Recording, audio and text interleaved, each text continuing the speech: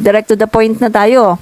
Dito nga po sa video ni Madam Ellie, no? Siya po yung paliwanag ko muna ng konti. Si Madam Ellie, mga kaibigan, siya po yung dati na sumuporta po kay PBBM, no, sa unit team ng kampanya po. Pagkatapos nung nanalo na po si PBBM ay bumaliktad, no?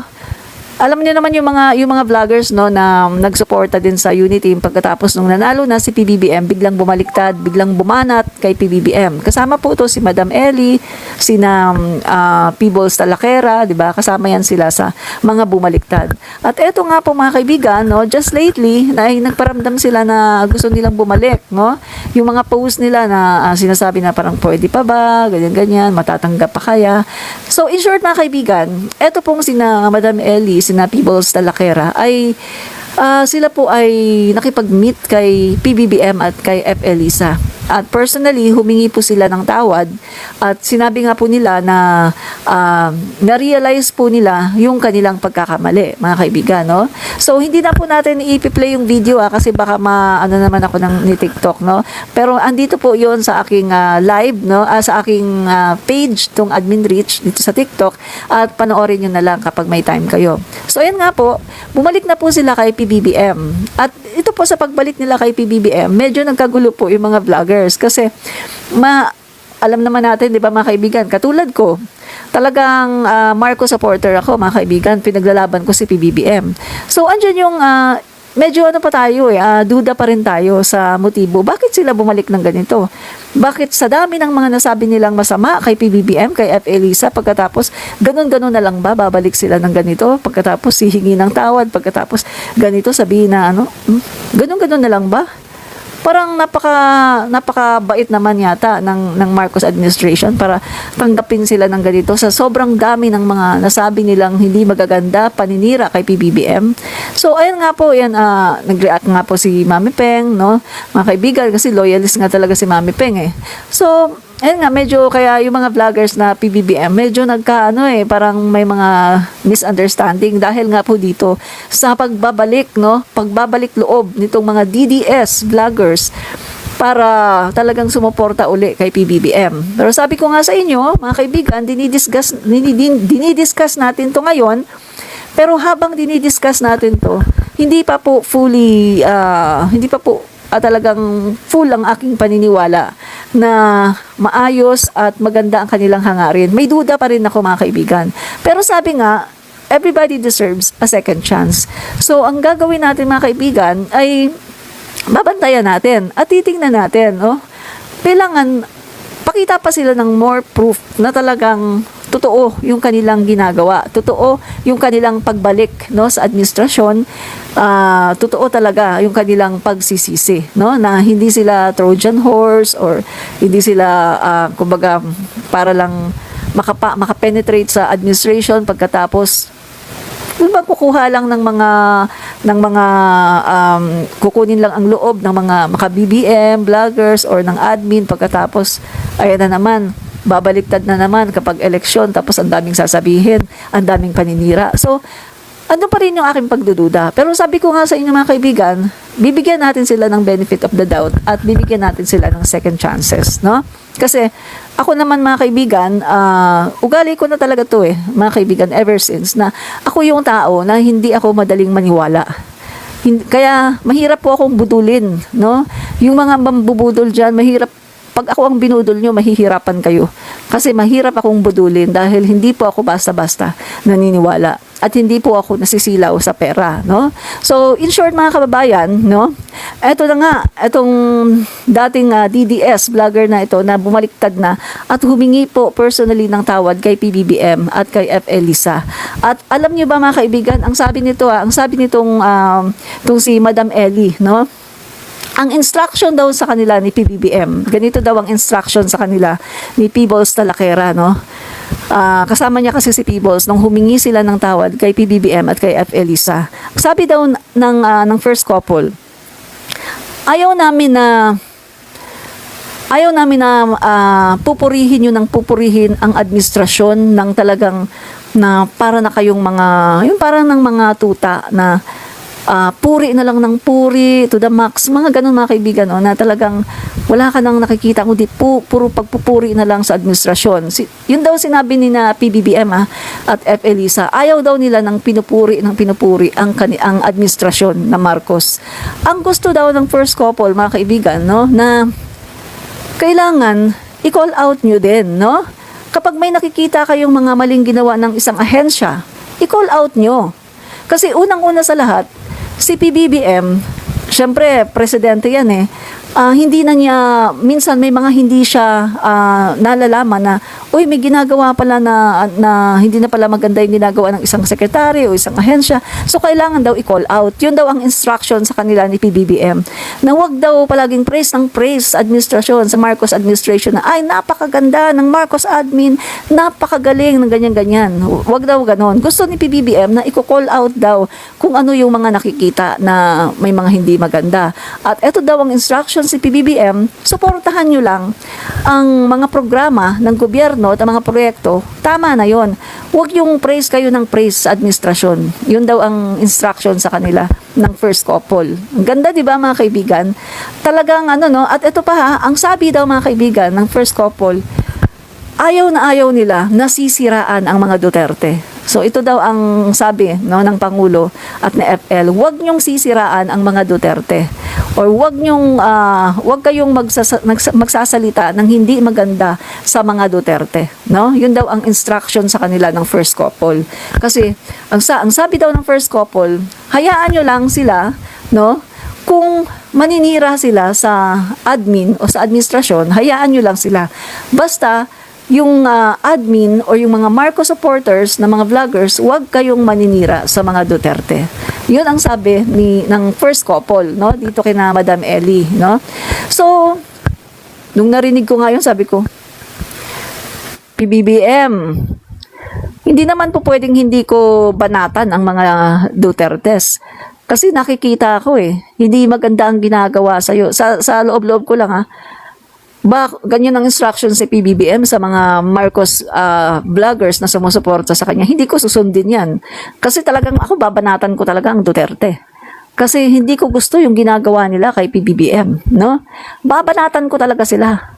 So yan ang isang instruction ni PBBM sa mga vloggers na sumusuporta sa kanya. Yan ang hindi ko kayang sundin. Kasi babana talaga ako sa mga Duterte, lalo na kapag binabalahura nila at binababoy ang aking Pangulo, ay hindi talaga po pwede. Talagang babanatan ko ang mga Duterte. Wala akong pakialam. Kahit na yun pa, kahit sabihin pa ni PBBM na huwag kayong bumanat sa Duterte, babanat talaga ako dahil gusto kong ipagtanggol ang aking Pangulo. Diba? So, balik na po tayo sa sinasabi ni Madam Ellie. So, yun nga ang instructions ni PBBM, ni FELISA, huwag maninira sa mga Duterte. Hayaan nyo lang sila kung maninira sila sa administration, basta huwag kayong maninira sa mga Duterte. Pagkatapos ng mga kaibigan, ang sabi pa nitong si Madam Ellie, nagpasabog na siya pinasabog na niya mga kaibigan na eto ngang destabilization. Pag-upo pala, sabagay, alam ko na to sinasabi ko na rin to sa mga vlog ko. Pero sasabihin ko ngayon, kasi ito yung sinasabi niya pasabog niya na pag-upo pa lang noon ni PBBM mga kaibigan, andyan na kaagad. Alam niyo yung GMA, yung ginawa nun ni GMA kay ERAP. So, ganon po. 1 month pa lang si PBBM, ando na pala mga kaibigan, yung kanilang plano na patalsikin si PBBM, ipapa-impeach. So, tama yung sinasabi ko sa inyo noon mga kaibigan, na vlog ko na to na pinagbalakan una sa House of the Representative, si Gloria Macapagal Arroyo. Tama yung sinabi ko sa inyo mga kababayan sa mga vlog ko na merong mga kumakausap, kinakausap ni Gloria Macapagal Arroyo or ni GMA yung mga kongresista. Kinakausap niya mga kongresista na sumama sa kanya para ipa-impeach or patalsikin sa pagka-speaker itong si Martin Romualdez, si Speaker Martin Romualdez. Bakit si Speaker Martin Romualdez ang pinupuntirya ni Gloria? Kasi, mga kaibigan, kailangan munang mapatalsik si Speaker Martin Romualdez as Speaker of the House bago nila iluluklok si GMA. At kapag si GMA na ang Speaker of the House, andyan na mga kaibigan, sisimulan na nila ilalabas ang mga impeachment complaint kay PBBM.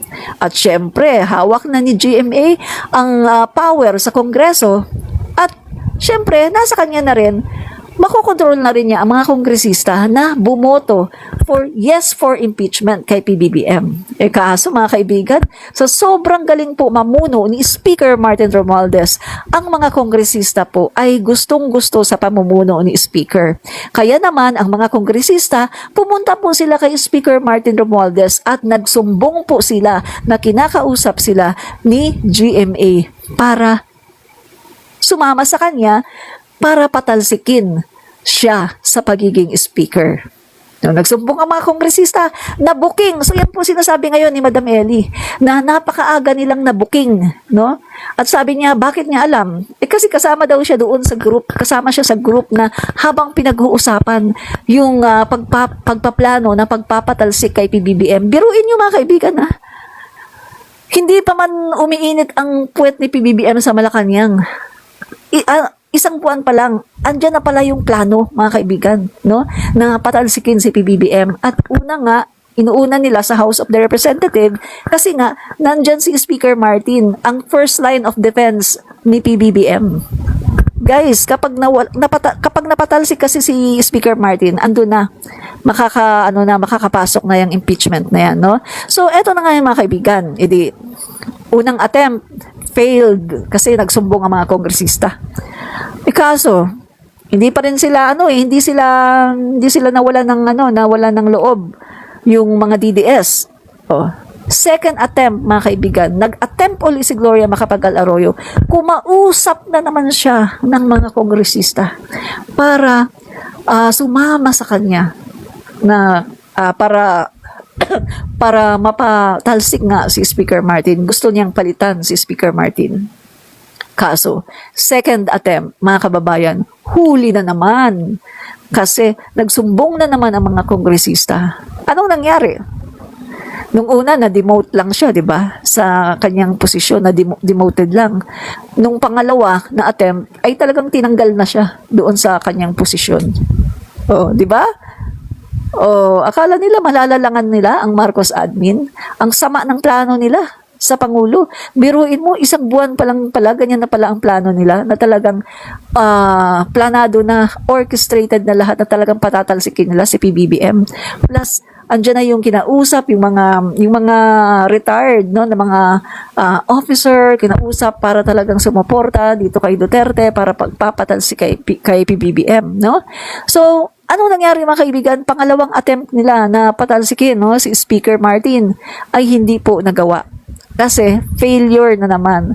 Ganun po kasi kapag magaling ang Speaker of the House, magiging loyal sa'yo ang mga kongresista. Sobrang galing po ni Speaker Martin. Sabi nga nung ibang mga kongresista, ngayon lang nila naranasan na ang isang Speaker of the House ay sobrang galing. At ang Speaker of the House, no, Speaker Martin Romualdez, bagamat nasa 300 plus ang mga kongresista, ay napapag-unite niya. Diverse po yan mga kaibigan, iba-ibang mga paniniwala ang mga kongresista, iba-ibang mga ideology, pero nagagawa ni Speaker Martin na ipag-unite ang 300 plus na mga kongresista. Ganon kagaling si Speaker Martin Romualdez, mga kababayan. Kaya nga ang mga kongresista ay talagang naging sa kanya, loyal. So, pinagbabalakan siya, no, ng mga DDS, no, sa pamagitan ni GMA, no, doon aatakihin si Speaker Martin, patatalsikin sa pwesto, pagkatapos luluklok si GMA, pagkatapos niyan, ayan na, andyan na yung impeachment complaint for PBBM, tapos andyan na, patatalsikin na sa pwesto si PBBM at iluluklok na nila si Sara Duterte. So, failure po lahat yun. So, yan mga kaibigan, sinabi po yan, kinonfess po yan ni Madam Ellie, yung DDS vlogger na bumalik po, no, kay PBBM, na humingi po ng tawad kay PBBM at F. Elisa, at sila naman po ay open arms na sabi nga ni Madam Ellie, parang wala daw nangyari. Parang walang nangyari, parang wala silang ginawang masama. Pero kung titignan natin mga kaibigan, yung mga statement niyan, grabe yung paninira nila kay PBBM, kay F. Elisa, grabe yung pagbanat nila sa Marcos administration. Pero tinanggap sila ng parang walang nangyari. Ganon kabuti ang ating Pangulo. Ganon kabuti si F. Elisa. At ang instructions pa mga kaibigan ay wag daw nilang sisiraan ang mga Dutertes. Yun ang instructions ni PBBM dito sa mga vloggers na nagbalik loob sa kanya. Huwag niyong sisiraan ang mga Duterte. Hayaan niyo lang kung sisiraan ang administrasyon, basta huwag niyo silang sisiraan. Ang galing, di ba? Napakabait talaga ng ating Pangulo, mga kaibigan, no? So, ayan na mga guys, no?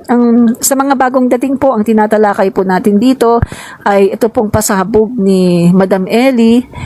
Siya po ay kasama ni Peebles Talakera, mga DDS vloggers na na-realize po nila na, uy, bakit nga ba tayo ganito? Bakit nga ba sinisiraan natin si PBBM, ang Marcos admin? Sila po ay nagbalik loob at sila po ay humingi ng tawad at sila ay open arms naman na tinanggap. So, yun na nga mga kaibigan, no? So, sa madaling salita, hindi natuloy ang kanilang mga pinaplano na impeachment para kay PBBM. Kasi hindi nila mapatalsik si Speaker Martin Romualdez, no? So, ito na mga kaibigan, no? So, nagkaroon daw sila ng realization. Kasi pag pumupunta daw sila sa mga maisog rally, mga kaibigan,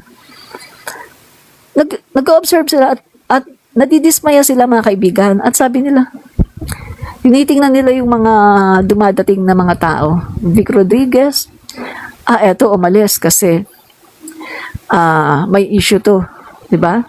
Yung tungkol sa importation ng sugar, 'di ba?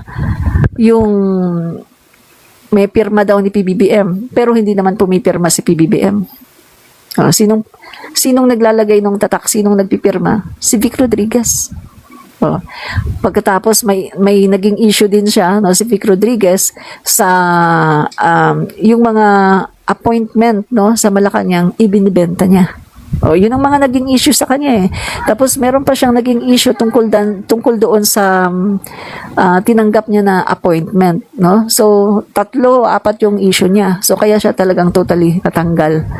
So yun daw, nare-realize daw niya, itong mga tao na to na sumasama dito, puro may issue, puro merong mga makikita mo talaga na may mga self-interest, may mga ang motivation nila ay mga pangsarili. Tapos yun nga, Harry Roque, ito si Harry Roque, nag-expect na bibigyan ng pwesto, pagkatapos hindi naman nabigyan, tapos dumaan si Glenn Chong, inisip din daw niya, ito si Glenn Chong, oo, nag-expect din ito na bibigyan ng pwesto, pagkatapos hindi nabigyan.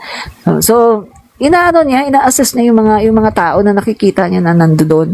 At sabi niya, lahat ito may lahat ito may mga self-interest, yung mga motivation nila ay hindi talaga para sa bayan, kundi nandun sila kasi nga dismayado sila, hindi nila nakuha yung gusto nila, meron silang mga expectation na hindi naibigay sa kanila, kaya eto sila, bumabanat sila ngayon. Yun yung realization nila, no, nitong mga nagbalik loob kay PBBM.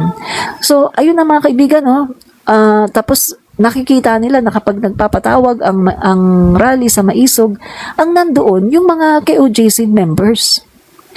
So sabi ko nga kanina nung narinig ko yung sinasabi niya mga kababayan, nung sinasabi ni Madam Ellie, KOJC members ang mga nandoon kapag nagpapatawag ng Maisog rally. So ibig sabihin pala, wala palang DDS. So kung merong DDS, ibig sabihin sa Davao lang pala. Kasi ang sinasabi niya dito mga kaibigan, yung rally dito sa Luzon, mga kaibigan, na ginanap, at ang nakita niya ay puro mga KOJC members. So, ibig sabihin, ang mga DDS nandun lang pala sa Davao. Wala palang DDS dito. Diba? So, kung meron man siguro, mabibilang lang talaga sa mga daliri ang mga DDS. Diba sabi ko nga sa inyo, 16% lang ang mga DDS. 16% lang. No? So, ito nga mga kaibigan, no, nagulat daw siya. Hala, maisog rally pagkatapos nakita niya mga KOJC members, mga nagkakantahan daw, tapos yung mga nagaganon-ganon, nagdadasal. Sabi niya, ano ba to? Eh, parang medyo OP siguro siya dahil nga hindi naman siya sanay sa ganon, no? Tapos, kung sabi rin niya mga kaibigan, meron nga rin daw siyang issue, no? Experience sa mga KOJC members, yung mga nagtitinda ng ballpen. Kaya medyo ano siya, parang hindi siya komportable, no? Kasi may issue nga siya tungkol doon na tinatawag niya na parang sindikato ba yun yung pagkakabanggit niya, no? So, ay mga kaibigan, no, sa madaling salita, sinabi rin niya dito na yung 'di ba pinagpipilitan ng mga DDS vloggers na si Kibuloy daw ay hindi daw nahuli kundi sumuko daw. So eto po si Madam Ellie, sinasabi po ni Madam Ellie dito kung ano yung nangyari. Si Kibuloy daw mga kababayan ay nakipag-negotiate na lang ang part ni Kibuloy para kusa na lang na sumuko kasi natatakot daw. Dahil, mga kababayan, nandoon na daw yung vault, yung pinakahuling room na gigibain, no? Gigibain huhukayin ni General Torre, nandoon daw yung vault ng mga gold at saka ng mga pera na pinatago di umano ni Digong. O, siya ang nagsabi niyan, hindi ako ha. Si Madam Ellie ang nagsabi niyan, yung DDS, hindi po ako. O. Nandun daw ulitin ko ha, kaya daw napilitan na talagang sumuko si Kibuloy kasi once na pinagiba yun, no? Once na nagdig ulit doon si General Torre, andyan na daw mga kaibigan, makikita, madidiscovery yung vault na naglalaman. Puno daw yung vault, mga kaibigan, naglalaman ng mga ginto at ng mga pera na pinatago daw ni Digong. Kaya daw sumuko talaga. Kasi kung hindi sumuko, ay madidiskubre daw mga kababayan. Madidiskubre na maraming gold doon at mga pera na pinatago ni Digong. Yun ang dahilan. Kaya nakipag-negotiate na lalabas na lang, nasusuko na lang. Diba? Yun po daw ang katotohanan. Sabi nitong si Madam Ellie na dating DDS na nag-BBM ulit, no? Humingi ng tawad kay PBBM, no? So, panoorin nyo yung vlog ni Madam Ellie. Opo, napanood ko nga po. Ayan yung dinidiscuss natin ngayon, no? So, ayan nga po mga kabayan, no? At sabi din po niya, nagkaroon po ng misunderstanding si Kibuloy at saka si Duterte. Make sense mga kaibigan? Kaya, naisip ko, kaya pala bigla na lang ang KOJC naglabas ng statement na hindi na daw sila sasama sa mga maisog rally. O, di ba? Makes sense.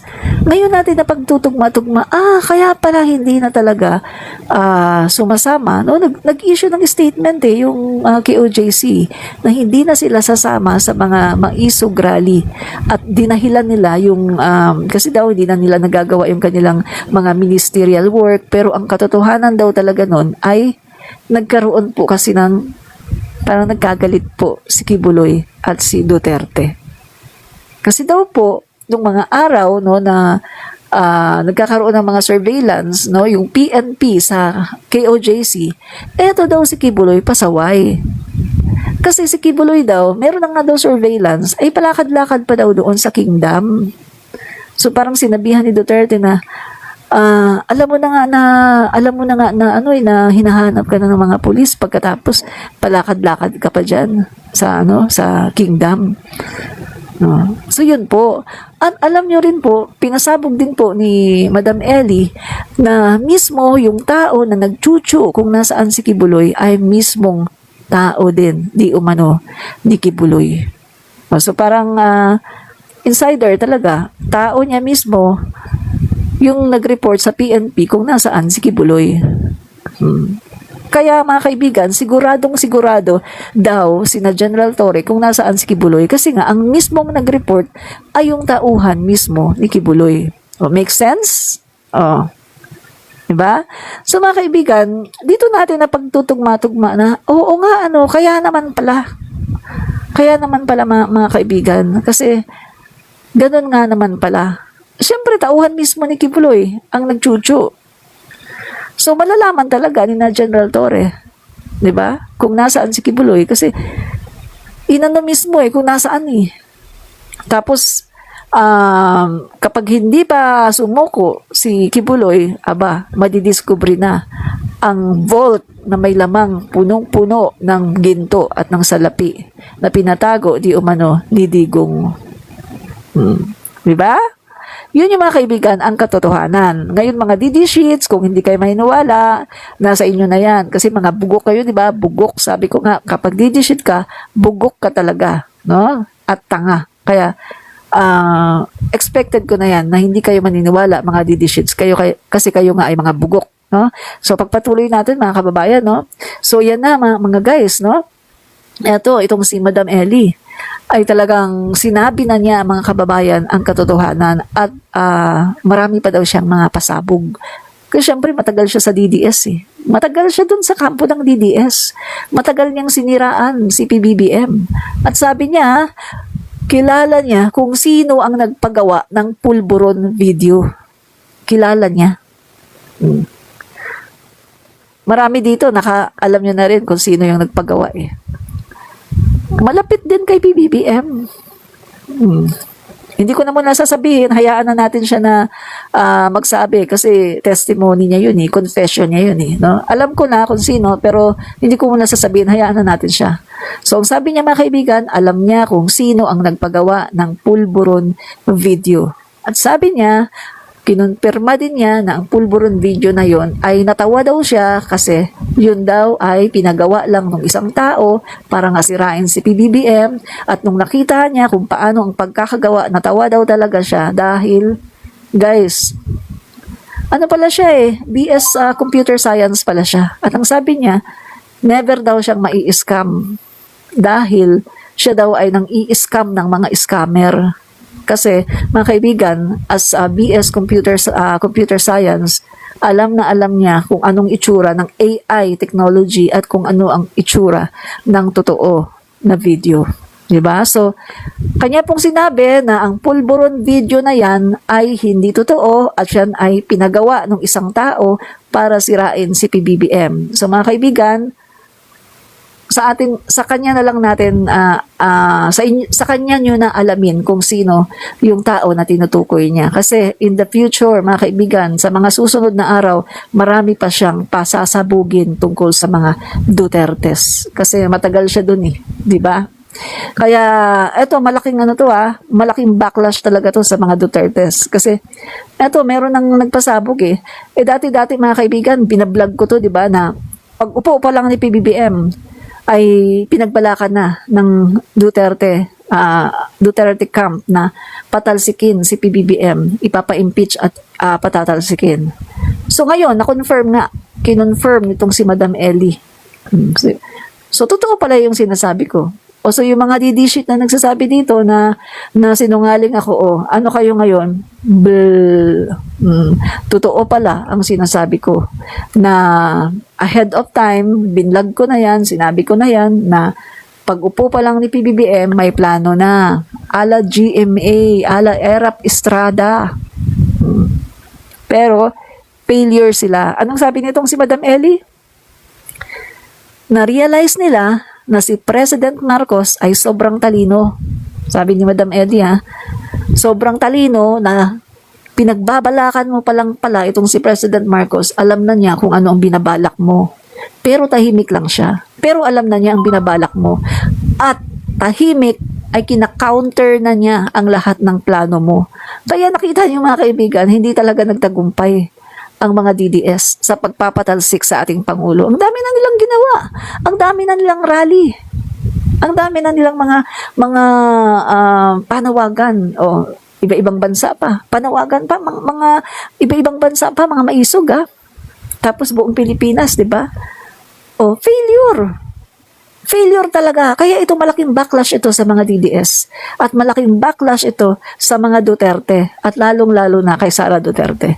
So nakikita, at Ito mga kaibigan ha, yung confidential funds. Doon sa kanyang first statement, meron siyang sinabi na, alam nyo na, yung confidential funds ay ginamit sa... So nagka-hint ako mga kaibigan. Kasi binanggit niya yung destabilization. Nagka-hint ako ngayon na ang confidential funds ginamit sa destabilization. Hindi ko kino-confirm ha, pero mga kaibigan, panoorin nyo yung video niya. Dito mismo sa Admin Rich. Pinost ko dito. Panoorin nyo. Intindihin nyo yung sinasabi niya. At kapag marunong kayo umintindi, magka-come up kayo sa isang theory na parang sinasabi niya, although hindi directly, parang sinasabi niya na ang confidential funds ay ginamit sa pagdidisturb sa Marcos administration. Ang confidential funds ay ginamit para i-destabilize ang gobyerno ni PBBM. Panoorin nyo, hindi ko sinasabing totoo yan o ako ang nagsasabi ha. Siya ang nagsasabi. Si Madam Ellie ang nagsasabi. Panoorin nyo nandito mismo sa aking post sa Admin Rich. At intindihin yung mabuti. Diba? Ang sama ng Duterte, no? Napakasama ng Duterte. Sobrang plastic. Biruin mo ha. Nakipag-uniteam sila kay PBBM. Pagkatapos andun na pala yung plano nila. Na pag-upo ni PBBM kapag nanalo, pababagsakin agad nila para iupo si Sara. Grabe, sobrang greedy ng Duterte, mga guys. Kasi nga naman, kapag akala nila ganun-ganun lang nila mapapabagsak si PBBM. Pag napabagsak kasi nila si PBBM, tapos upo nila si Sara Duterte, mga kaibigan, pagkatapos mga guys ha, mga ilang magkakaroon ng re-election, marire-elect pa si Sara, so magiging 10 years. Ba? Magiging 10 years. Ganyan yung yung pinaplano nila gagayahin nila si GMA, no? Guys, ngayon ko na-realize. Kaya pala galit na galit si Sara kay Speaker Martin. Nung dinimote itong si GMA, galit na galit si Sara, tinawag niya agad si Speaker Martin na tambalos-los. Guys, ngayon ko na-realize. Kaya naman pala sobrang galit ni BP Sara kay Speaker Martin. Kasi naman pala, mga kaibigan, dahil hindi nga natupad yung kanilang pinaplano. Diba? Mga kaibigan, tinawag niyang tambalos-los. Pinabuli niya si Speaker Martin sa mga DDS vloggers, sa mga followers, pinabuli niya, pinasiraan niya, pinaatake niya si Speaker Martin. Ay, ganun naman pala mga kaibigan na pagdudugtong-dugtong na natin ngayon. Kasi galit na galit pala siya dahil naunsyami ang kanilang plano na ipa-impeach si PBBM. Diba? Pagbisaya para mo to minimo. Kuya Aeros. Nganong magbisaya man ko na ang nagtanaw sa ako dire, mga Tagalog man. Ha? Taga Mindanao ko, pero bata pa ko, ni anhi na mi diri sa Manila. Nag-migrate na mi diri sa Manila. Unya, later on, nag-migrate mi sa Cavite. Nganong magbisaya man ko dong? Taga Mindanao man ko dong.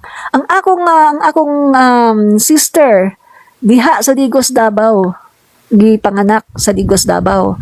Unya ang usa ka sister nako sa Cagayan de Oro. Ako gipanganak man ko sa Misamis Oriental dong. Agud dong, ayaw pa ginana dong. Kay taga Mindanao ko dong. Ang akong pamilya dong nasa Mindanao dong. Kami dong, bisan taga Mindanao mi dong, pero dili na mo gusto si Duterte. Nga naman, kay dili mi gusto sa kanang killer dong. Gusto na mo Marcos. Kay pag mata na ako sa kalibutan dong, ang presidente Apo Lakay. Agud nakabalo ko kung unsa ang Marcos administration. Si Apo Lakay dong. Siya ang nagpaunlad sa Mindanao, si Apo Lakay. Agud ayaw pag inaana dong kay ako dong taga Mindanao ko dong. Nakasabot ko dong sa sinultian ninyo. Pero dili na lang kaayo fluent kay gamay pa man ko dong ni anhi nami dinhi sa Manila. Agud dili na kaayo fluent pero nakasabot ko, nakaistorya pa ko sa Bisaya dong. Kay taga Mindanao man ko dong. Abi ka nimo? Dili ko kabalo sa imong gisulti. Excuse me, kabalo ko sa imong gisulti, nakasabot ko sa imong gisulti kay taga Mindanao man ko dong. Pero dong, bisan sa una pa, Marcos gyud me. Dili mi ginahan sa Duterte dong. O ano, pahiya ka ano. Ang sabi kasi niya mga kaibigan, magbisaya daw ako para daw maniwala siya. Akala kasi niya hindi ako marunong magbisaya. Akala niya kasi taga Manila lang ako. Hindi niya alam na taga Mindanao ako. Mindanao. Pinanganak ako sa lupang pangako, the promised land. Mindanao. Batang Mindanao to. Lahat kaming magkakapatid. Mindanao kami pinanganak. Yung kapatid kong isa, Digos, Davao. Ang mother ko, ay nako, talagang nalibot na niya ang Davao. Madalas siya sa Davao City, kaya galit na galit yan kay Digong. Alam niyo ba ang sinasabi ng mother ko tungkol kay Digong? Si Digong daw, ay, hindi naman daw talaga yan mayaman. Lumaki lang daw ang asset niya dahil daw sa pag cow. Sabi ng mother ko, 80 years old ang mother ko, mas matanda kay Digong. At ang mother ko, naglalakad mag-isa, nagwawalis ng bahay, lahat, nililinis, naglalaba, ang lakas-lakas, 80 years old. Yung Duterte nyo, uugod-ugod, 79 years old lang. Mirisi. Ang dami niya kasing chinugi. Kaya, yan, ang dami niyang kasalanan, kaya ang dami niyang sakit. Di ba? Kaya dong, ayaw pag inana dong, kay ako, kabalo ko, magbisaya, kay taga Mindanao ako. Ayaw ko ilara dong, di ko ninyo mailad. Sorry po mga Tagalog Baka hindi niyo ako naintindihan. Inaano ko lang kasi itong walang hiya dito, nadidishit na magbisaya daw ako bago daw siya maniwala sa akin. O siguro ngayon naniniwala ka na kasi nakita mo marunong ako magbisaya at nakita mo na taga Mindanao ako. At yung kapatid ko sa Digos, Davao pa pinanganak. At yung mother ko, dalaga pa siya, ay talagang gala yan sa Davao City. At hanggang ngayon, meron kaming mga kamag-anak dyan sa Davao.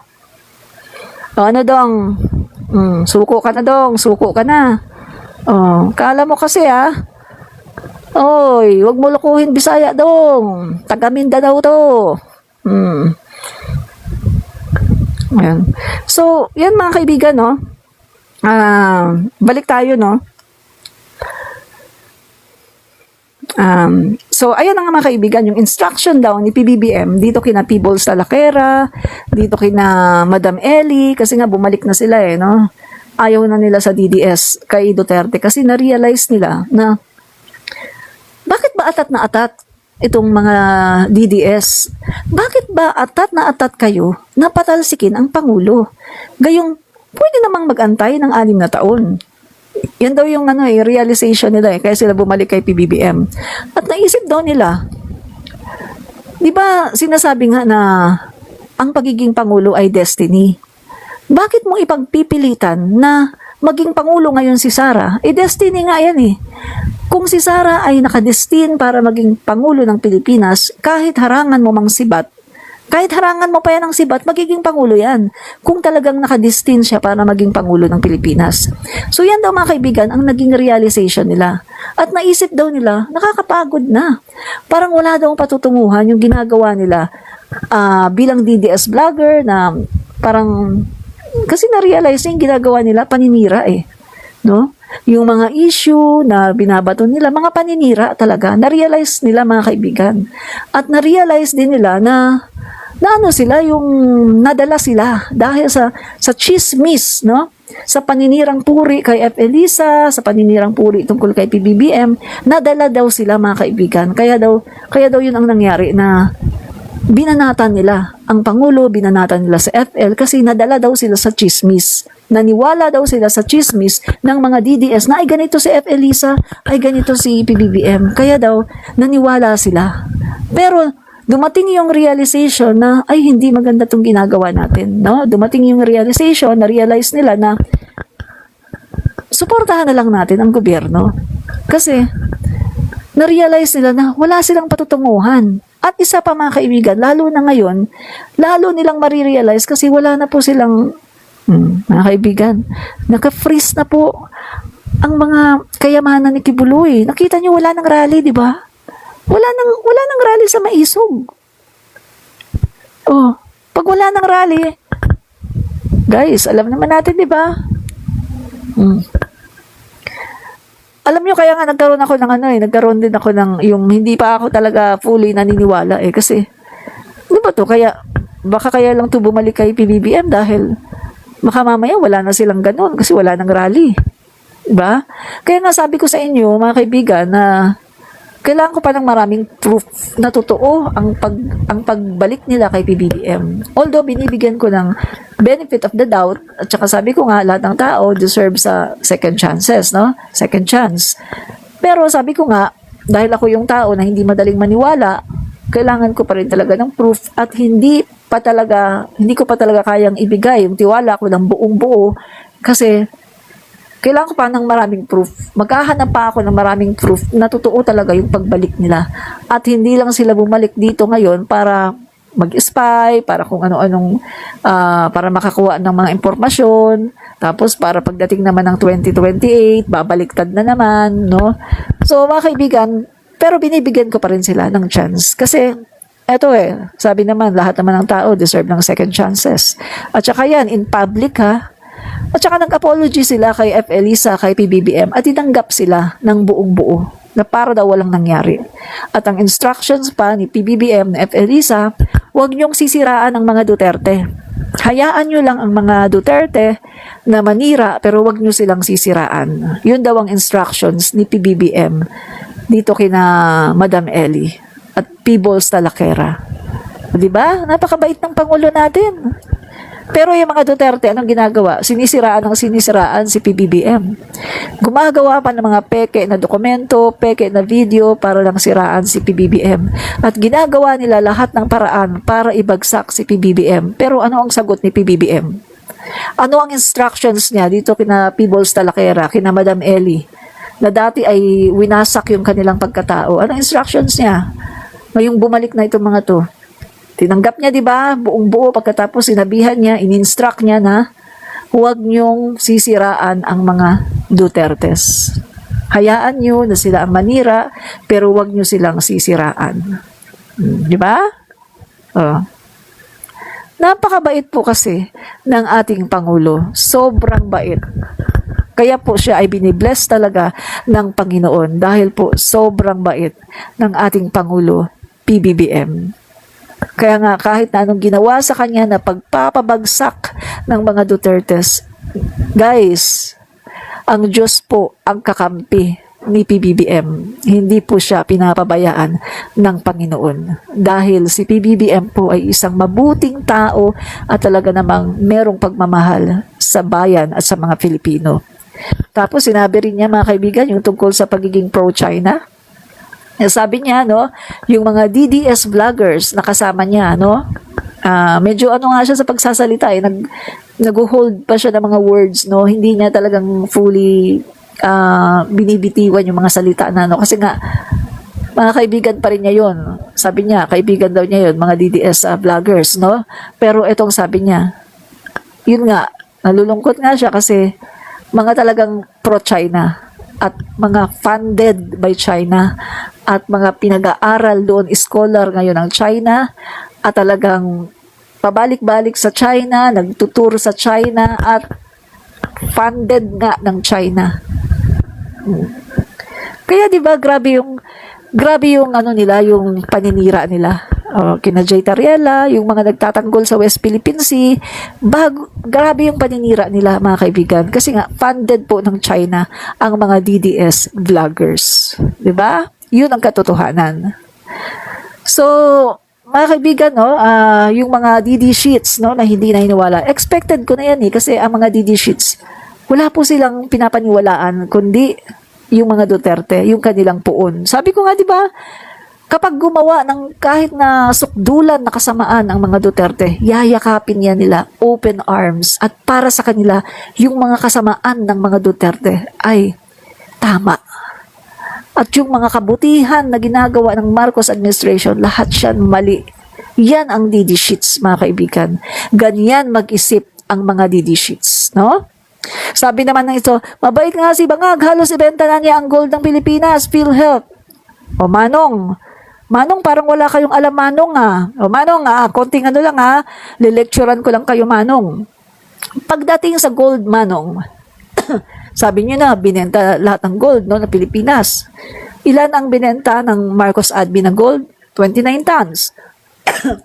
Ilan ang binenta ng Duterte administration? 49 tons of gold. So doon pa lang makikita mo na ang laki ng kaibahan. Ang Marcos admin nagbenta ng 29 tons of gold. Ang Duterte admin nagbenta ng 49, 50 pa nga tons of gold. At very ironic, nagbenta na ng 49 tons of gold si Duterte. Umutang pa. Nag-iwan pa ng utang ng 7.2 trillion. Nag-iwan ng utang. Pagkatapos, magkano lang ang ginastos para sa pandemic?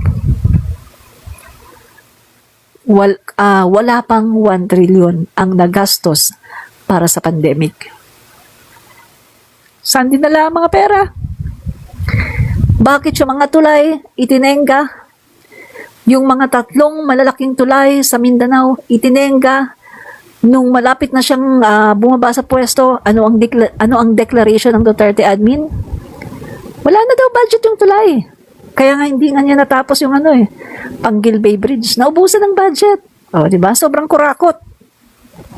At kung sasabihin mo naman yung tungkol sa PhilHealth,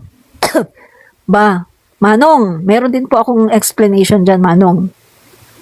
Yung tungkol sa PhilHealth funds na sinasabi mo na 90 billion, yan po yung funds na yearly, Manong, nagbibigay po kasi ang DBM, no, ng funding. Meron pong budget. Ngayon, Manong, etong PhilHealth, no, over the years, no, so ang mga nakaraang mga pangulo, mga nakaraang administrasyon ng PhilHealth, hindi nila naubos yan. Hindi nila kayang ubusin. Hindi natin alam kung bakit.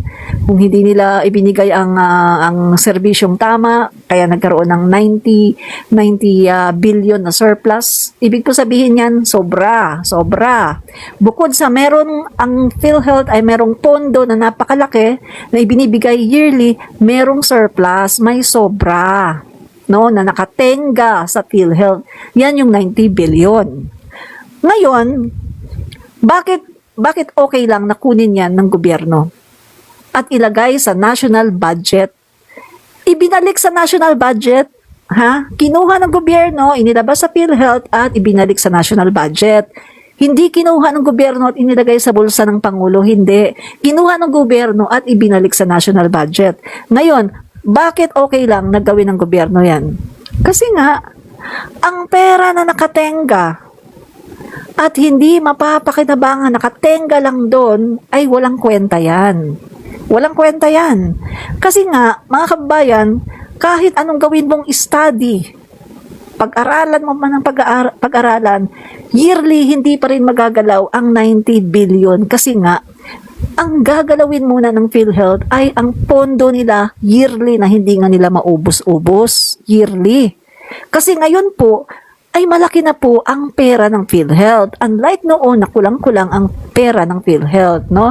Pero napaka-incompetent lang talaga ng mga namumuno ng PhilHealth noon na bakit hindi nila naubos ang 90 billion, bakit nagkaroon ng surplus na 90 billion. So, bakit okay lang na kunin yung 90 billion at ibalik sa national budget? Kasi ganito yan. Yung mga pera na yan ay pwedeng ilagay sa negosyo, investment. At alam naman natin na once ang pera inilagay mo sa investment, tutubo yan, manganganak yan, at magkakaroon yan ng maraming mga interest, manganganak yan ng maraming mga negosyo, maraming mga investment. So, ibig sabihin, yung pera mo hindi lang natutulog doon sa PhilHealth, kundi nagmultiply. Economics. Ay, naku mga DD-sheet, ang bobo nyo naman talaga. Bobo talaga kayo, mga DD-sheets. Mana talaga kayo kay Sarah. Mga bobo, mga DD-sheets. Pwede ba bumalik kayo sa pag-aaral? Mag-aral kayo, mga bobo. Hindi nyo alam yan. Konting mathematics lang yan, hindi nyo alam. Ang tatanga nyo, bobo, mga didi shits.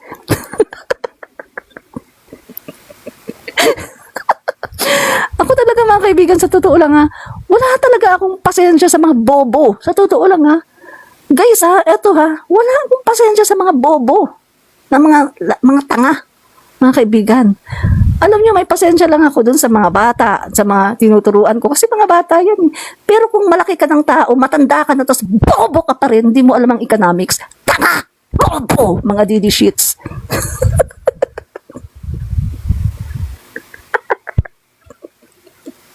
Sorry guys. Ang bobo kasi, diba? Nakakainis, diba? Yung bang hindi nila alam kung bakit okay lang na yung 90 billion ay tanggalin doon sa PhilHealth at ibalik sa national budget. Diba? Ang bobo. Ay, nako. Magmumultiply. Ibig sabihin ng magmumultiply. Ay, isa pa tong tanga. Ibig sabihin ng magmumultiply. Ay, tanungin kita ha. 4 times 2. Anong sagot? 4 times 2 equals 8. O yan, nag-multiply, di ba? Yung pera mo na 4 pesos ay minultiply mo sa dalawa, naging 8. Yun ibig ko sabihin, sa simpleng explanation na, yung pera mo na 90 billion, pag inilagay mo yan sa investment, hindi na lang yan 90 billion na nakatenga ng ilang taon 90 billion. Yan ay po pwedeng manganak, magiging 1 trillion, 2 trillion, 3 trillion, 5 trillion, 7 hanggang sa mga anak ng lalaki ang pera mo at mapapakinabangan pa ng lahat ng Pilipino. Diba? Yun yung sinasabi ko. So, mga didi shits, balik-balik kayo sa pag-aaral ha. Kasi sa totoo lang mga didi shits, ang bobobo nyo. Manang-mana kayo kay Sarah. Bobo. Lawyer daw pero bugok. Diba? Yun yung mga kaibigan. At pagdating naman sa PhilHealth, nakita nyo naman, diba? Ang galing ng PhilHealth natin ngayon, daming benefits. Kita nyo naman, mga kababayan, yung mga coverage, yung sa cancer nga, dati 70,000 ba yun? O ngayon, magkano na? 2 million. Yung mga coverage ng kapag may mga sakit sa kidney, ay grabe, ang laki na, mga kaibigan, ng coverage. Tapos, ano pa, yung kakalabas lang na approved na this October 15 ba? Na libre, PhilHealth nang sasagot ng mga salamin, wheelchair, yung mga pangailangan ng mga seniors, yung salamin, wheelchair, tapos postiso, bungi ka, o papostiso ka, yan, masasagot na ng PhilHealth. Tapos ano pa, yung mga professional fee, doctor's fee, PhilHealth na rin ang sasagot. Dati, di ba, pagpupunta ka sa isang public hospital, magpapa-opera ka. Walang bayad kasi public Pero magbabayad ka sa professional fee, sa doctor's fee. At yun ang malaki. Pero ngayon, sasagutin na rin ng PhilHealth. So, napakaraming PhilHealth ba? Hindi, PCSO pa lang sasagot. So ngayon, napakaraming mga kaibigan, napakaraming ginagawa ngayon ng ating administrasyon para sa health system ng ating bansa. At kita nyo naman, di ba, kabi-kabila ang mga ayuda, kabi-kabila ang certificate of condonation, kabi-kabila yung mga land titles, pinamimigay ni PBBM, kabi-kabila yung pagdidistribute ng mga land, kahit ngayong Hacienda Luisita, dinistribute na yung mga land na matagal nang nakatenga, pati yung mga land na hinahawakan pa ng mga landlords, o ngayon, talagang instructions ni PBBM, di ba, sa DAR. Kailangan pabilisin nyo yung mga lupain diyan, mga farmland na may mga kaso, pabilisin nyo ang asikaso para matapos yan, pagkatapos maipamigay na, maipamahagi na yan sa lahat ng farmers. Alam niyo ba mga kaibigan, ang dami kong kaibigang farmers. Tuwang-tuwa sila kay PBBM. At anong sabi nila? Alam mo, ang sabi pa ng isang kaibigan kong farmers Nangangamba lang sila na pag alis ni PBBM, baka lahat daw ng kanilang mga benepisyo mawala. Kasi kita niyo yung ginawa ni PBBM sa mga farmers. Lahat ng pagkakautang nila na dekada-dekada, binura, as in wala na silang utang. So yung mga pera na sinisave nila para pambayad ng utang nila sa lupa, no? Sa amortization, sa mga penalty, wala na. Wala na lahat yan, binura ni PBBM. Tapos yung mga matatanda na mga kaibigan na hindi pa rin nila nahawakan yung titulo ng kanilang lupa kasi nasa landlord pa rin nila, hindi pa rin talaga binibigay sa kanila. Ayan, natutuwa sila. Meron na silang titulo ng lupa, talagang sa kanila na at wala na silang kahati. Kaya, alam niyo, sabi nung dalawang farmers na nakausap ko, sana si PBBM na lang lagi ang Pangulo. Kasi nangangamba daw sila na kapag iba na daw ang Pangulo sa 2028, lahat ng mga natatanggap nila, lahat ng mga nakuha nila ay mabawi sa kanila. At muli magbabayad na naman sila ng amortization, ng sa lupain. No? So gusto nila mga kaibigan, si PBBM na lang daw sana palagi ang Pangulo ng Pilipinas. 'Di ba? So, mga kaibigan yan ang katotohanan na hindi po kayang tanggapin ng mga DD sheets. Kasi nga, di ba, sa tawag pa lang, sheets. Sheets ang mga utak, di ba? DD sheets. Oh. Ibig sabihin, sila po ay mga sheets lang, di ba? Na didiretso sa inidoro. Ay, nako. So, ayan po mga kaibigan yung testimony ni Madam Ellie, marami pa po siyang pasabog. At si Peebles Talakera, at balita ko, 4 nga daw yan mga DDS na nag-PBBM, 4 daw yan. No? So, abangan po natin, marami pang mga pasabog in the future. Nag-aalisa na po sila sa Duterte camp kasi nare-realize na po nila na ano ba to? Palagi lang failed yung kanilang mga plano na destabilization, na sirain si PBBM, napapagod na daw po sila sa kanila pong ginagawa na hindi daw po sila nagtatagumpay. Nakaka-proud ka, ma'am. Yan ang loyalist, smart at brainy. Salamat po, no? So, yan nga mga kaibigan, yung sinasabi natin na ang isang tao, ang isang Pangulo ng Pilipinas, kahit sirain mo man yan ng sirain, kung ang kakampi niyan ay ang Diyos, wala kang magagawa. Diba? Lumalabas na ang Diyos ang iyong nilalabanan. Mga kaibigan, may babasahin ako sa inyo para sa mga DD sheets. Na mga DD sheets na nadirimlan ang mga pag-iisip, no? So, may babasahin ako sa inyo.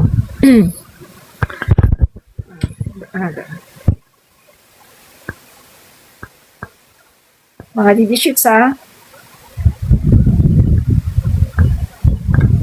para sa mga DD sheets na nadirimlan ang pag-iisip. Eto, makinig kayo. Romans chapter 13 verses 1 to 2. Let every person be subordinate to the higher authorities, for there is no authority except from God. And those that exist have been established by God. Therefore, whoever resists authority opposes what God has appointed. And those who oppose it will bring judgment upon themselves. Mga kaibigan, tingnan natin sa Tagalog. Yan, mas ano yung Tagalog mas maganda yung Tagalog. Eto kung naniniwala kayo sa Diyos, Kung naniniwala kayo sa Diyos. Di ba, yung tatay nyo hindi naniniwala sa Diyos, minumura ang Diyos. So, baka kayo rin, ganun, di ba? So, basahin natin, Kasi di ba, ang sabi nga nila, kapag ang sinusuportahan mo raw ay hindi naniniwala sa Diyos, ikaw din, ganun ka rin. Hindi ka rin naniniwala sa Diyos. Diba? Ito. Mga taga-Roma, chapter 13, verse 1. Ang bawat tao ay dapat pasakop sa mga pinuno ng pamahalaan, sapagkat walang pamahalaang hindi mula sa Diyos. At ang Diyos ang nagtatag ng mga pamahalaang umiiral. Kaya nga, ang lumalaban sa pamahalaan ay lumalaban sa itinakda ng Diyos. At sila'y parurusahan. Ang mga pinuno ay hindi dapat katakutan ng taong gumagawa ng mabuti. So kung gumagawa kayo ng mabuti, bakit kayo takot sa administrasyon ni PBBM? Bakit nyo siya gustong palitan? Kung gumagawa kayo ng mabuti, di ba? Ang mga gumagawa lamang ng masama ang dapat matakot. Kung ayaw mong matakot sa mga namumuno, gumawa ka ng mabuti. At pararangalan ka nila. Sila'y mga lingkod ng Diyos para sa ikabubuti mo. Ngunit kung gumagawa ka ng masama, dapat kang matakot dahil sila'y may kapangyarihan na magparusa. Sila'y mga lingkod ng Diyos na nagpaparusa sa mga gumagawa ng masama. Kaya dapat kayong pasakop sa namamahala sa inyo. Hindi lamang upang hindi kayo maparusahan, kundi alang-alang na rin sa inyong mga budhi. Iyan ang dahilan kung bakit kayo'y nagbabayad ng buwis. Ang pinuno ng pamahalaan ay mga lingkod ng Diyos. At ito ang kanilang tungkulin. Ibigay ninyo sa bawat isa ang nararapat sa Kanya. Magbayad kayo sa mga dapat bayaran at magbigay kayo ng buwis sa mga dapat buwisan. Igalang ninyo ang otoridad. Igalang ninyo at parangalan ninyo ang dapat parangalan.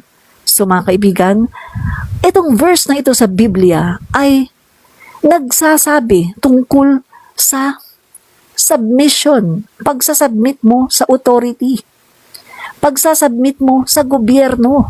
Dahil ang sabi dito, lahat ng pamahalaan ay established by God, nagmula sa Diyos. Ngayon, sasabihin ng iba, paano kung ang pamahalaan ay masama? May sinasabi din ng Biblia dyan. Ang sabi ng Biblia, ipanalangin mo ang mga leader na mga masasama at ang Panginoong Diyos ang bahala sa kanila na magdisiplina. Hindi ikaw. Hindi ikaw yung mag-aaklas ka, magrarally ka. Hindi ikaw. That's rebellion. That's the number one sin of Lucifer. Rebellion. Kaya nga siya pinatalsik sa langit at kasama 1/3 of angels, no, sa langit ay ibinagsak dito, itinapon dito ng Diyos sa kalupaan dahil sa kanilang rebellion. Mga kaibigan, ang paglaban sa gobyerno ay isang rebellion.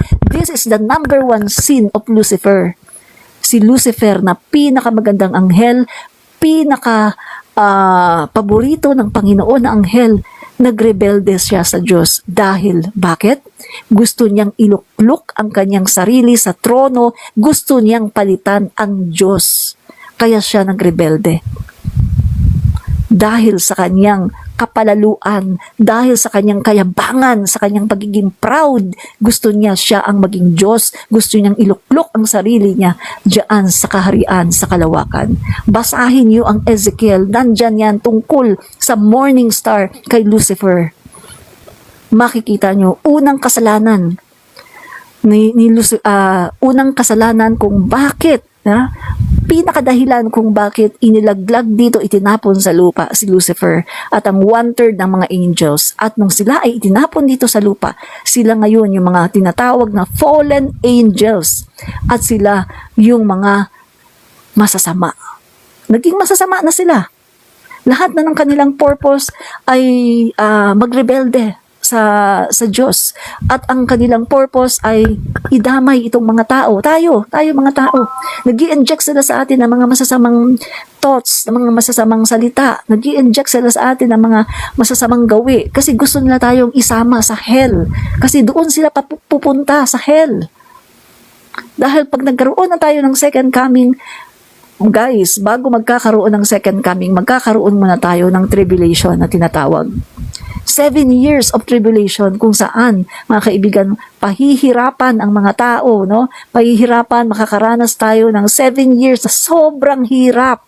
Andyan yung mga ipe-persecute, yung mga Christian na mag-hold on sa kanilang faith at talagang nandyan yung mga babalatan ka ng buhay, tatanggalan yung mga kukumo, ito torture kayo, kailangan mong i-disown ang iyong Diyos, i-disown mo ang Panginoon at sasabihin mo na hindi ka nananampalataya at sasabihin mo na dito ka na kay Satanas, di ba?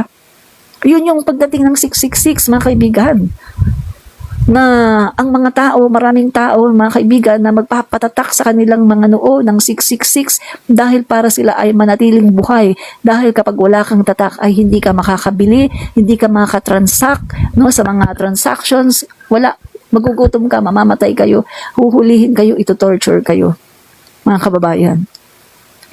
Kaya winawarningan ko kayo, mga kababayan, anong sabi dito?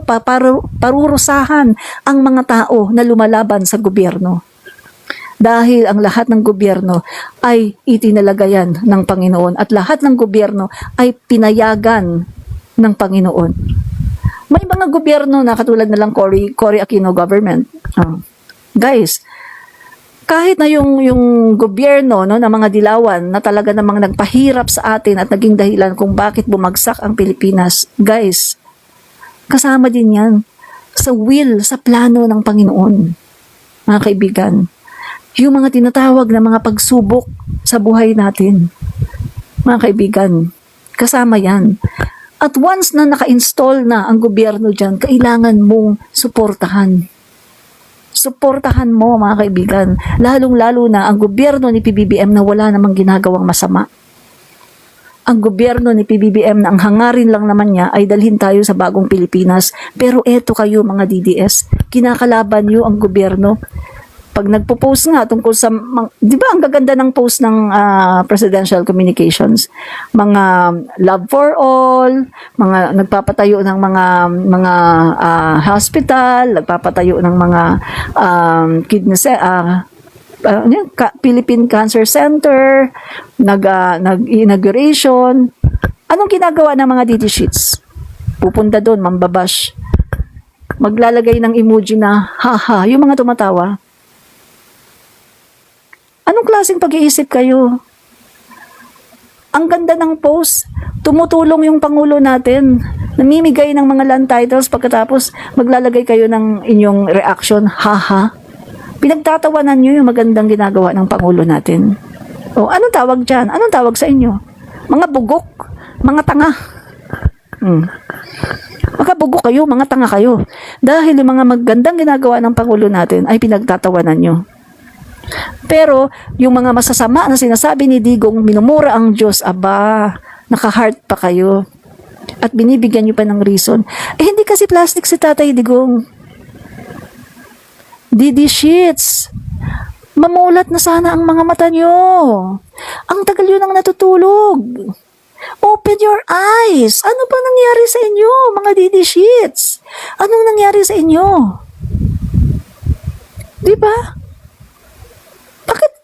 Bakit hindi yata kayo tumitino? Tapos eto si Sarah. Tuwang-tuwa. Grabe mga kaibigan na hindi ko talaga alam kung saan humuhugot ng kabobohan ang mga DD sheets, no? Tuwang-tuwa sila kay Sarah na pumunta sa House of the Representative, nagyabang-yabang, nagminaldita, tinarayan yung mga kongresista. Hello. At hindi sumagot, ang sagot lang niya, 2 lang, no? Paulit-ulit, hello. Hindi dapat ganun ang ginagawa ni Sarah. Dapat si Sarah ay sumasagot sa lahat ng katanungan. Yun ang tama. Sagutin niyang lahat ng katanungan. Kapag nasagot niya yan lahat ng maayos, wala nang magtatanong sa kanya. Kasi nasagot na niya eh. Bakit pa ulit-ulit ang tanong sa kanya? Kasi nga hindi niya sinasagot. Umiiwas siya sa mga tanong tungkol sa confidential funds. Na ang taong bayan naghahanap ng accountability. Hindi yan piso, hindi yan 100, hindi yan kahit 1 milyon, hindi eh. Ang pinag-uusapan dyan, limpak-limpak na pera at pera yan ng taong bayan, hindi yan kay Sarah. So So bilang isang pangalawang pangulo, no, ng Pilipinas na nag-aambisyon na maging pangulo, dapat maging accountable ka. Gusto mo maging pangulo pagkatapos ayaw mong maging accountable? Ayaw mong sagutin? Gusto mo bigyan ka lang ng limpak-limpak na pera pagkatapos wag ka nang tatanungin? O yung anak mo, hihingi sa'yo ng 1 milyon. Bibigyan mo lang ba basta-basta pagkatapos kapag tinanong mo, anak, saan mo ba gagamitin yan? Sasabihin sa'yo, ay nay, wala ka nang pakialam. Basta hingi ako 1 milyon, wala ka nang pakialam. O di ba magagalit ka? Hindi pa pwede. Mabuti sana kung piso lang ang hiningi, 100. Kahit bigyan mo, tapos hindi ka na magtatanong saan mo gagamitin. Di ba? Ako, yung anak ko, pag may sweldo ako, bigyan ko yung anak ko. 2,000. Hindi na ako magtatanong kung saan niya gagamitin. Kasi maliit lang naman yung 2,000 eh. Pang-allowance niya, baka kulang pa yun dahil college na yung anak ko. So, ibig ko sabihin, magbibigay ka ba sa anak mo ng milyon-milyon pagkatapos, pag tinanong mo kung saan niya gagamitin, sasabihin, ay nay, wala kang pakialam. Basta bigyan mo ako ng 1 milyon. Ano yun? Pero tuwang-tuwa ang mga didishit doon na, tuwang-tuwa sila. At ang galing daw ni Sarah. Mga kaibigan, hindi ko talaga malaman saan humuhugot ng katangahan at kababuhan yung mga didishits. Tuwang-tuwa sila doon. Guys, alam sa totoo lang, nakakalungkot nga yun eh, yung ugali ni Sarah. Nakakalungkot, sa totoo lang. Kasi unang-una, doon pa lang sa ginawa nila ni Digong na sinira nila yung reputation ng House of Representatives. Doon pa lang nalungkot na ako eh. Alam niyo ba kung bakit? Guys, ang House of Representatives established na siya 1907. 1907 naka-establish na siya. At alam niyo ba, ang mga kongresista dyan, hindi basta-basta, ever since, magmula pa noon, ang mga kongresista dyan, mga kaibigan, hindi basta-basta, talagang ang gaganda ng mga credential, mga matatalino, even today. Mga kaibigan, sa panahon ngayon ni PBBM, ang gagaling na mga kongresista, ang tatalino. Yung Senado, walang-wala. No? Pagkatapos, sisirain lang ng isang vice-presidente. Sisirain lang ng dating Pangulo. Di ba? Maglalaban-laban siya sa mga kongresista. Tapos pagdating niya sa Senado, ganun din, maglalaban-laban siya. Ano yan? Pagkatapos may balak siya maging Pangulo ng Pilipinas. Hindi ba niya alam na ang Congress, ang lower Congress at ang upper Congress ay katuwang ng Pangulo ng Pilipinas para matupad ang lahat ng kanyang mga agenda, ang lahat ng kanyang mga programa? Without the Congress, the lower house and the upper house, hindi matutupad ang mga programa at mga agenda ng presidente. Tandaan niya yun. Hindi ba alam ni Sarah yun? Dapat nga ang Congress at ang House of Representatives, dapat nga kinakaibigan niya eh. Kung gusto niyang maging Pangulo ng Pilipinas, dapat kinakaibigan na niya at dapat talagang pinapaano na niya yung maging komportable na sa kanya. Para pagdating ng araw, pag gusto niya maging Pangulo, okay na siya. Kaso ibang ginagawa niya eh. Hindi niya nirespeto ang House of the Representatives. Guys, sabi pa niya, hindi daw siya sasagot doon kay Brosas. Sasagot daw siya sa taong bayan. Ha? Nagulat ako doon. Sabi ko, napakabobo ni Sarah. Guys, ang bobo ni Sarah, sa totoo lang kasi ang House of the Representative is House of the People. At ang lahat ng kongresista doon na nandoon ay nagre-represent sa kanilang mga distrito. Kapag kinausap mo ang kongresista na yan, ibig sabihin, kinausap mo rin ang taong bayan. Yun. Ilang kongresista ang nandoon? Ilang mga distrito ang nandoon? Mga kaibigan, ibig sabihin, ang nagtatanong sa kanya ay ang taong bayan. Kaya nga House of the Representatives, sila ang mga representante ng mga tao sa kanilang mga distrito, ng taong bayan. Kaya natawa ako kay Sarah, sabi ko, ang bobo. Ang bobo ni Sarah. Kaya minsan naisip ko, lawyer ba talaga yan? Lawyer ba yan? O minaniobra lang yung kanyang pagiging lawyer? Nakatapos ba talaga sa law yan? Nakapasa ba talaga yan sa board? Sa bar exam? Nakapasa ba sa bar exam yan? Bakit parang napakabobo? Ang tanga-tanga. Sa totoo lang ako guys, hindi ako lawyer. Pero alam ko ang function ng House of the Representative. At alam ko na without the help of the House of the Representative, ang Pangulo ng Pilipinas ay hindi magiging successful sa kanyang mga programa at sa kanyang mga agenda. Yan ang katotohanan. Pero hindi alam ni Sara. Napaka-bobo. Grabe ang bobo 1 to 10, 0 siya, mga kababayan. Hindi man lang siya umabot kahit sa 1. As in 0. Ang bobo ni Sara. Sobrang bobo. Mga kaibigan, gigil na gigil talaga ako sa pagsasabi ng bobo talaga si Sara. Sobrang napaka-bobo ni Sara Duterte. Bobo talaga. Mga kaibigan. 0. Bobo talaga. Sorry mga kaibigan, nasabi ko nga sa inyo kanina pa. Wala po talaga akong pasensya sa bobo. Yun talaga ang totoo Yung bobo na mga maliliit na bata, okay lang. Kasi mga bata yan hindi talaga yan bobo, kundi nag-aaral pa lang talaga yan at marami pa yan na mga hindi alam, no? Bata yan Pero kapag yung ganyan, 46 years old, hindi mo alam ang function ng House of the Representative, tapos claiming ka na lawyer ka, bobo! Bobo mo talaga, Sara Duterte. Sana makarating sa'yo to na bobo ka! Ikaw ang pinaka-bobo na vice-presidente na nakilala ko sa buong buhay ko. Bobo ka! Sara Duterte. Yun ang katotohanan. Bobo mo, Sara. Hoy, nakapunta na ako sa Davao. Punta ka sa page ko. Admin Rich, komentarista, punta ka sa page ko. Nag-post pa ako. Just lately, pumunta ako ng Davao. At sabi ko nga sa inyo, Mindanao po kami. Ang kapatid ko, pinanganak sa Digos, Davao. Yung isa kong kapatid, pinanganak sa Cagayan de Oro. Ako sa Misamis Oriental. Pagkatapos, nag-migrate kami sa Manila at napunta kami ng Cavite. Mindanao ini. Dili nyo kumailad, oy. Mindanao ini.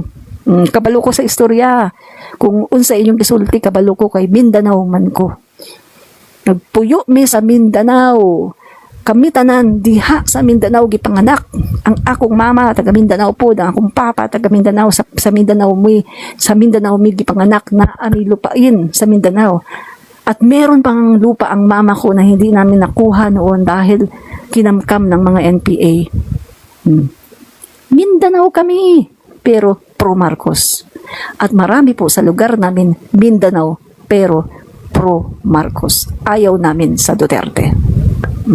Diba? Yun mga kaibigan. Yan ang katotohanan, diba?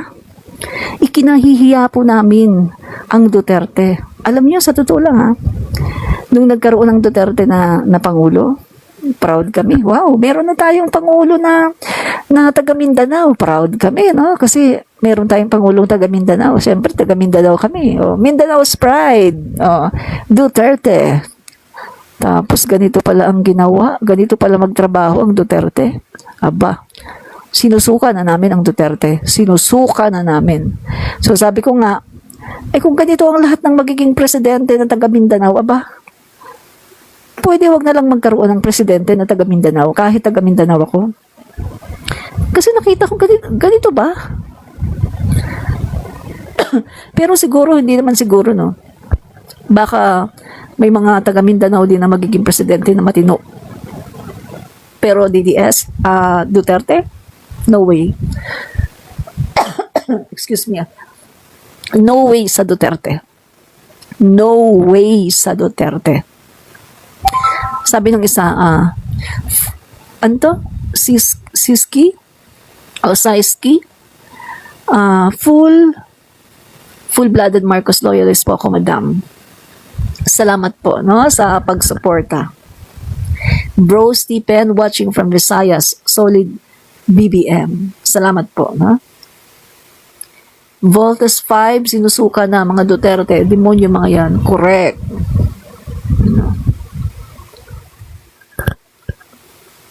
Sabi niya, sige, laitin mo pa, tiga Mindanao. Hanapin ka dyan sa kinatayuan mo. Pugot ulo ka. Galing niya, no? Screenshot natin. Screenshot natin mga guys, Ibigay natin to sa NBI, tsaka sa DICT, at tsaka sa yan, si For You 122619. At yan, screenshot natin yan, yan ay threat. Pagbabanta yan, no? Yan. So mga kaibigan, totoo lang yung sinasabi natin dito, no?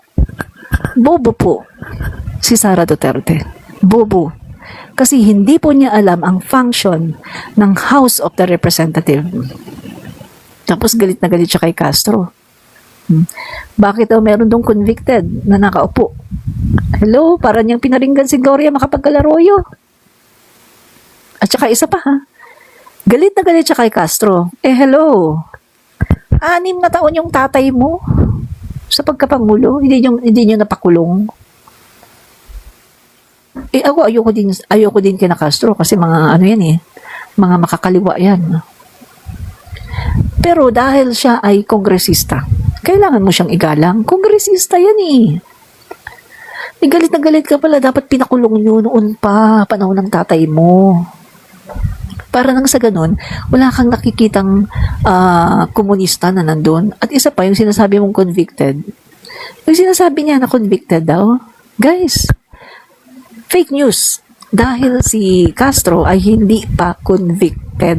Dahil ang kanyang kaso ay inapila niya sa Supreme Court. So, ibig sabihin, hindi pa talaga siya convicted. Wala pang final decision, final and executory decision ang Supreme Court. Wala pa. So, bakit sasabihin ni Sara na convicted? So, ibig sabihin, si Sara po ay fake news peddler. Ba? Si Sara po, hindi po marunong makadebate. Kita nyo, nakipagdebate ba yan kahit isang beses nung panahon ng eleksyon? Hindi siya marunong makipagdebate. Ilalampaso siya. Kahit sino ang kalaban niya sa debate, ilalampaso siya. Kasi hindi po siya marunong makidebate. Sa totoo lang. Guys, ito, tingnan nyo Kung nanonood kayo ng mga House of the Representative, siya ay tinatanong, no, yung pumunta siya sa House of the Representative na sumagot siya ng dalawa lang sagot niya, di ba? Yung I forgo, etc. Yan. Napansin nyo?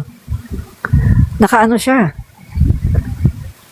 Naka-earphone siya. Pagkatapos nakasaksak yung sa cellphone. Naka-earphone siya. Tapos mga guys, no, nung hindi na siya naka-earphone, palagi siyang tumitingin sa cellphone niya. Bakit? Guys, ganito yan. Diba may mga tinatanong sa kanya, tapos hindi niya masagot. Kaya siya nakaganon kasi meron sa kanyang nag-feed ng sagot. Pinapakinggan niya yan. Tingnan nyo hindi po kasi niya alam yung isasagot niya. Wala talaga, hindi niya alam ang isasagot niya. Kasi nga, never po siyang pumasok sa DepEd. Never siyang pumasok. Ang sabi po nung isang whistleblower, mga kaibigan, yung lalaki, isang beses lang si Sara pumasok, nag-assess. Pagkatapos niyang mag-assess nung kanilang program sa DepEd, hanggang doon lang, assess lang. Tapos wala na. So tama pala yung sinasabi ni Saldico na hindi si Sara pumasok o never siyang pumasok sa DepEd. Kaya naman pala lahat ng mga tinatanong sa kanya ng mga kongresista ay hindi niya masagot. At siya na nga, mga kaibigan, panay ang tingin-tingin niya sa cellphone. Kasi mga kaibigan, nandyan ang sagot. Tinitext sa kanya nung nasa likuran yung abogado niya, si Michael Pua ba yun? At napansin niyo ba, may mga times na hindi nakatingin si Sara sa kanyang cellphone, lumalapit sa kanya si Michael Pua, binubulungan siya. At pag alis ng kanyang abogado, kinukuha niya ang cellphone at tinitingnan niya. At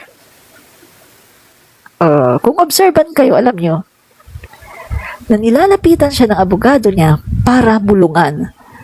Tingnan mo yung cellphone mo. Tinext ko dyan yung isasagot mo. Panoorin niyo yung sinasabi ko. Yung pumunta si Sara noon na talagang naglalaban-laban siya kina Kimbo. Panoorin niyo ng buo, makikita niyo na totoo ang sinasabi ko. Nilalapitan siya ni Michael Pua Nilalapitan siya, binubulungan, at pag alis ni Michael Pua, kinukuha niya ang cellphone niya at tinitingnan niya at oh, di ba? Guys, lahat kasi ng kanyang mga sinasabi, finifeed lang sa kanya. Kasi hindi po talaga niya alam kung anong isasagot niya dahil bakit mo nga ba naman malalaman kung hindi ka naman pumapasok? Di ba? Katulad na lang ng confidential funds. Anong sabi ng whistleblower na lalaki? Na DepEd official.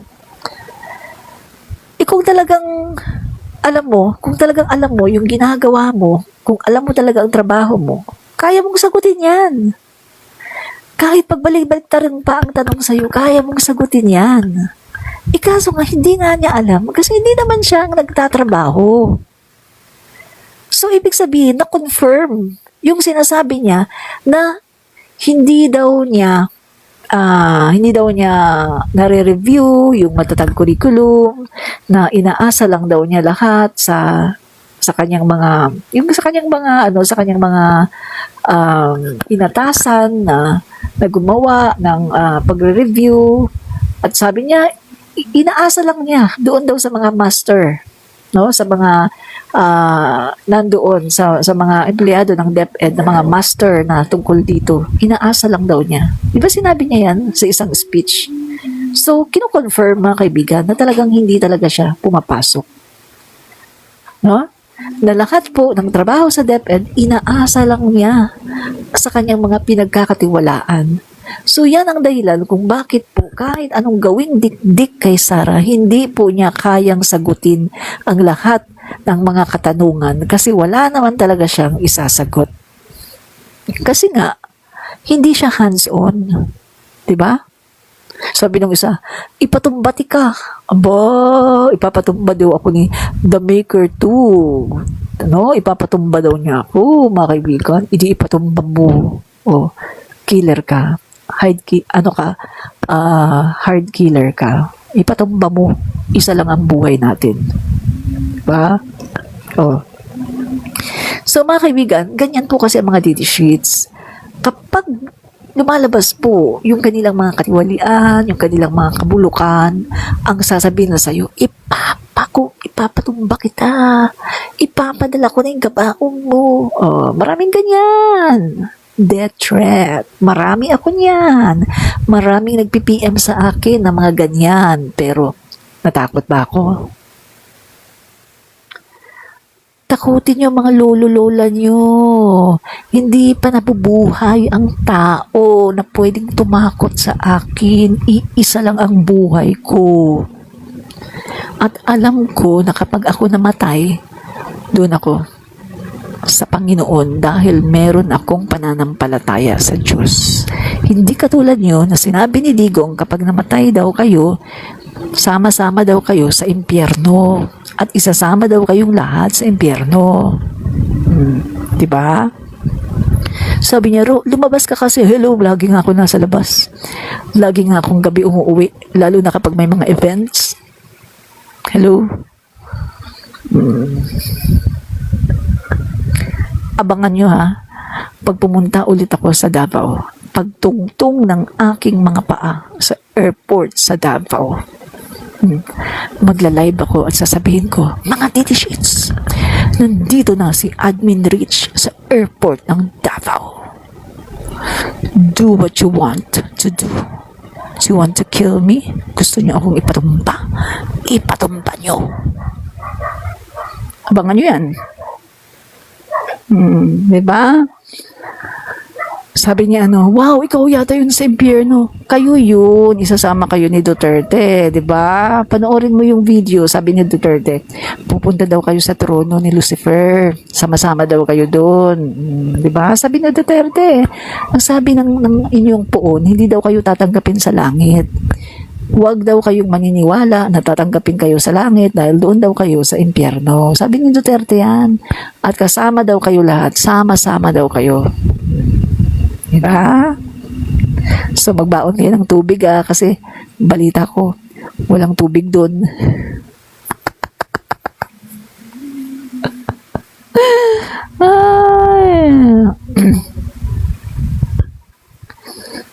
Kaya kailan ka punta Davao, pasundo ka namin. Magla-live po ako, no? Pag nandun na po ako, pag nakaapak na po ako sa airport ng Davao, magla-live ako. Diba? Yan. Sa mga guys, hindi pa ako kumakain, 12:44 na, kailangan ko nang kumain, magpapaalam na ako, no? So, lobat na rin yung battery ko, papaalam na ako mga guys, no? Bukas na lang ulit mga guys, no? Siguro araw-arawin ko na ang pagla-live dito sa TikTok, no? So, maraming po salamat mga kaibigan sa lahat po ng mga nanonood, mga DD Sheets, babay na mga DD Sheets, at sa lahat po ng mga Marcos, pro Marcos, no? Supporters and Marcos loyalists, maraming po salamat sa panonood. No? Patuloy po nating suportahan ang ating Pangulo, Bongbong Marcos. Bye! Admin Rich! Please follow my YouTube channel, Admin Rich. At saka ang aking Facebook page, Admin Rich din po. No? Bye! Uy, bakit siya nakaka-stress? Bakit ka na-stress? Huwag ka ma-stress, Nans, no? Bye-bye!